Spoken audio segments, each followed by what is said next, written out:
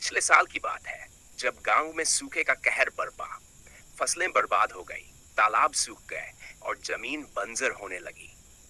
इस साल बारिश समय पर नहीं आई थी और जो आई वह इतनी तेज थी कि खेत पानी में डूब गए। खेतों में खड़ा धान पानी में बह गया। मेरे जैसे कई किसान रातों रात कंगाल हो गए।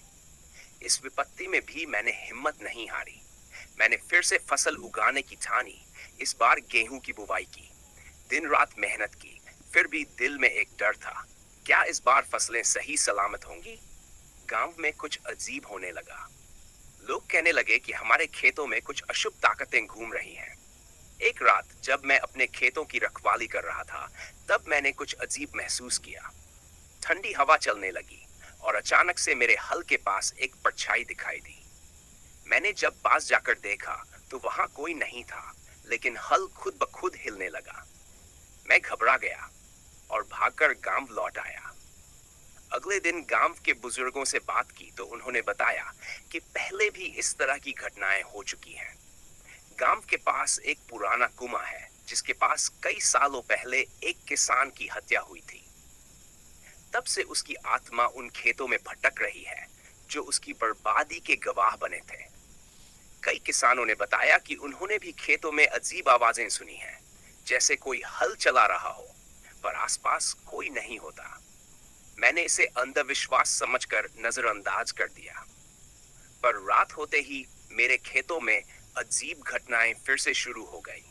एक रात जब मैं अपने खेत में सो रहा था तो मुझे ऐसा लगा जैसे कोई भारी चीज मेरे ऊपर गिर गई हो। मैं उठ नहीं पाया। जब मैंने आंखें खोली तो मैंने देखा कि वही परछाई मेरे सामने खड़ी थी। उसके हाथों में मेरा हल था और उसकी आंखें अंगारे जैसी चमक रही थी। मैं चिल्लाने की कोशिश कर रहा था, पर आवाज नहीं निकल रही थी। वह परछाई मेरे पास आई और धीरे धीरे गायब हो गई। उसके जाते ही मेरी सांस वापस आई। मैं हांफते हुए उठ बैठा और घर की ओर दौड़ा। उस रात के बाद से मैंने अकेले खेतों में जाना बंद कर दिया।